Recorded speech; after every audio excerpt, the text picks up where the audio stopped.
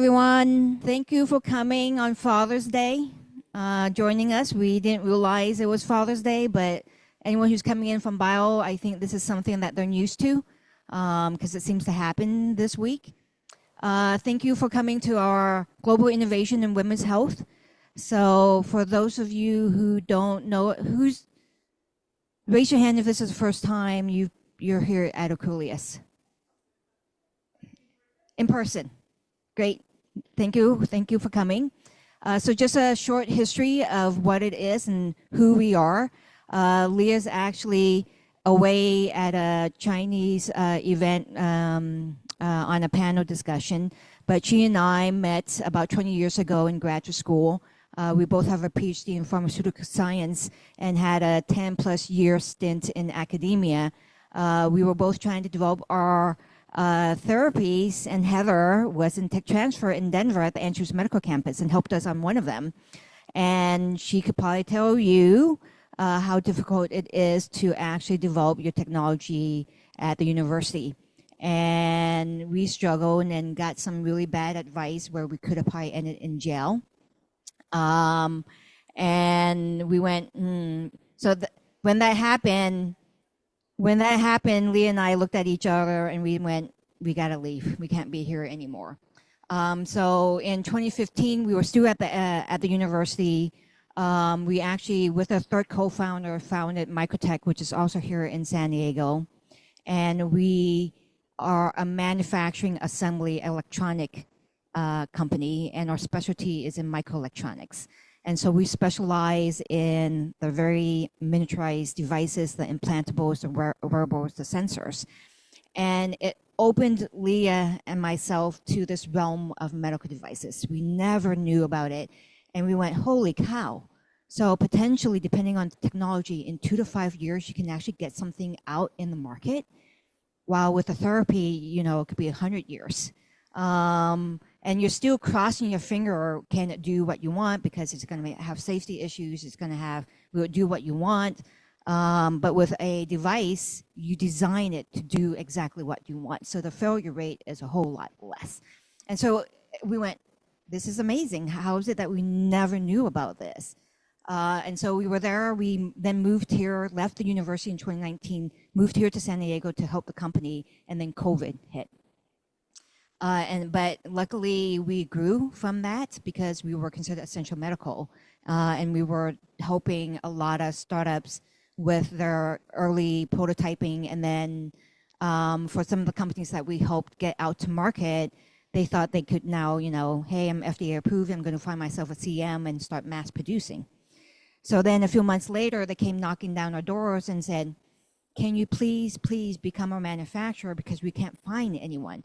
So we had a company who found a manufacturer, but the yield was like 50% because of the complexity of the technology.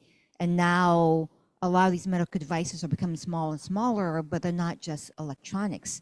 They're integrating biologics, chemistry, and a lot of these CMs just don't understand that. And then the other CM that they thought could do it went, once you make 1 million devices a month, then you may become our customer.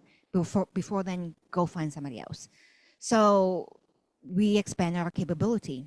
But through this experience, what Leah and I saw was the same thing that we saw at the university. There was a lot of disjointedness. There was a lot of siloing going on with startups. And we just went, how does this make sense? When we were talking to some of these medical devices where even within the same company, they were siloed away. You had the hard tech engineers, you had the scientists, you had the software people. They didn't talk to each other. Did the software people talk to the customers so that they know exactly what the customers wanted from the app? They didn't talk to the customers, it was the BD. And then lo and behold, you talk to these customers and they hate the app because it's not giving them what they want, which basically said they didn't talk to each other internally. And so we really wanted to create something that brought people together, and that became Aquillius.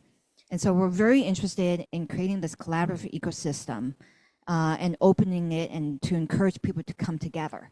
So we have bio tools, we have therapeutics, we have medtech, we have diagnostics, we have someone coming in working on hopefully using marijuana to help with women's health, and so she's into botanicals. And we're ourselves right now looking to opening up a clear lab because we see all these diagnostics coming out, but every single startup is trying to create their own clear lab and for one test. I don't know how that makes sense. It's not logical. We're already in a co-working environment. How about if we create that clear lab here, open ourselves up and offer that as a service to you guys? So when you're ready, you can come in here, we'll validate your assay, and you guys can concentrate on your technology and bringing in those customers. We'll worry about the clear side of things. So that's us. We like to think outside of the box.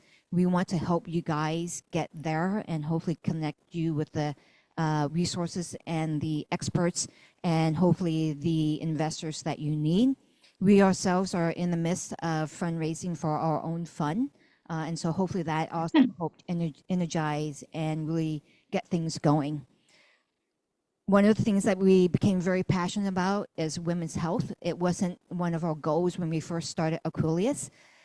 We started Aquillius right in the middle of COVID, which I can basically give you guys horrible stories about never start a company in the middle of a pandemic, but we did.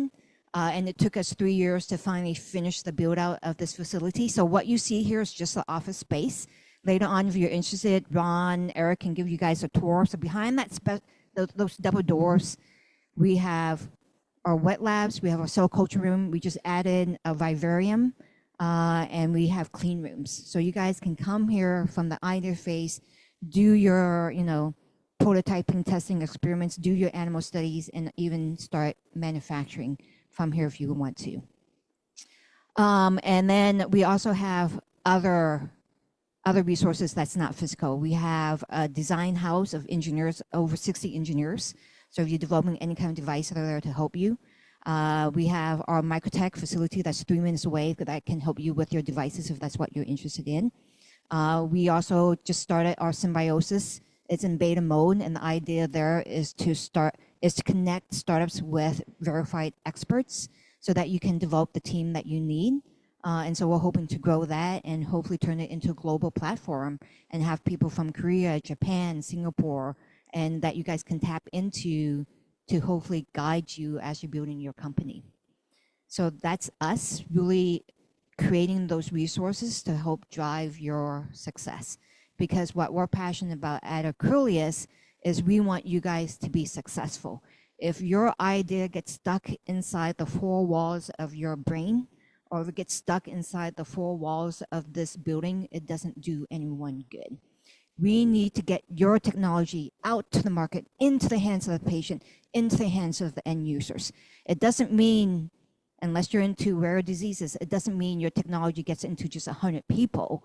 We want you to get into those millions of people, if not billions.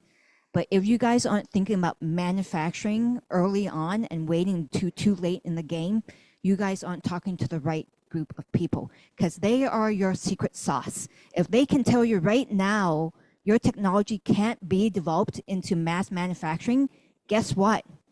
You need to know that now so you can adapt your technology so you can get it out to market, right? Don't wait until it's too late, because we all can see use cases of companies that got FDA approved and failed because they didn't realize they can't get it manufactured. It does not make sense. Have those conversations now. And we're trying to form those relationships so we can connect you guys with them, so you guys can have those conversations. So, sorry, that was a train of thought. Women's health. Getting back to women's health, how we got passionate about this was we were, starting this, and then as we were trying to build the ecosystem and reaching out, we started hearing about, women are underfunded. I'm sorry, ladies. We never got funded. You guys are getting less than 2%, and it continues to this day. And then women's health is a 4-letter word. We went to JPM last year and said, hey, we are interested in supporting women's health.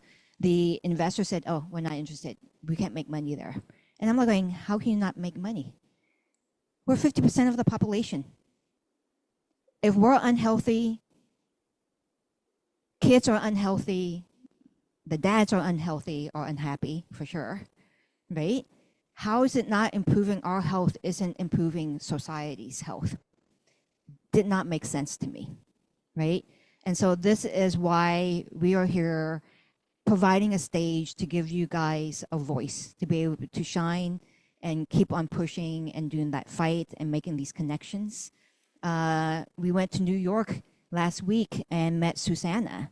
And so she's now part of a women's health organization that we're hoping to collaborate for our JPM event next year.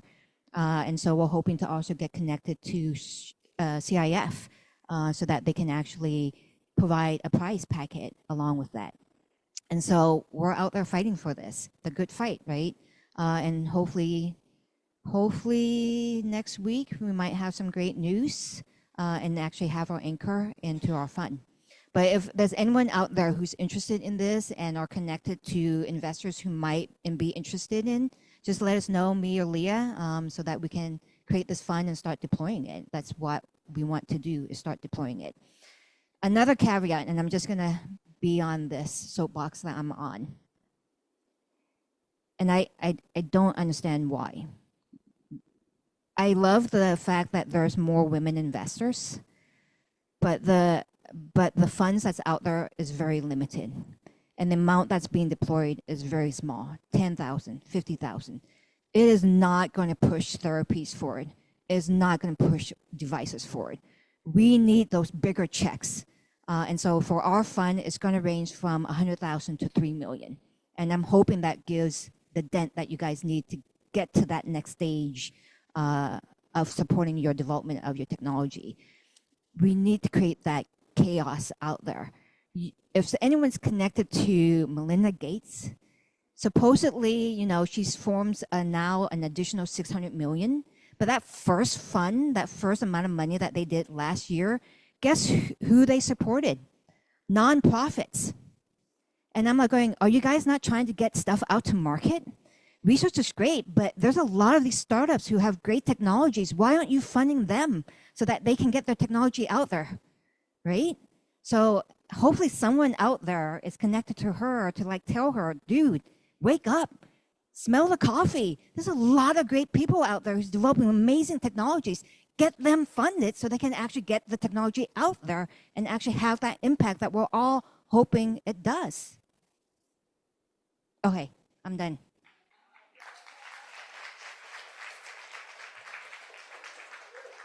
So the first part, we have a long day ahead of us, but hopefully a great time so that you guys can actually get the conversations you need. So for the first half, we have our round tables. So we're going to be rotating you guys around to the different round tables, from legal to regulatory to investors, so that you guys have those more meaningful conversations. I know a lot of you guys are scientists and engineers. You're all introverts, and you're very nervous in a big crowd. So we made smaller tables, so hopefully you hear other people's stories, other people's questions, and learn from each other, and hopefully have more of that meaningful connection with these experts.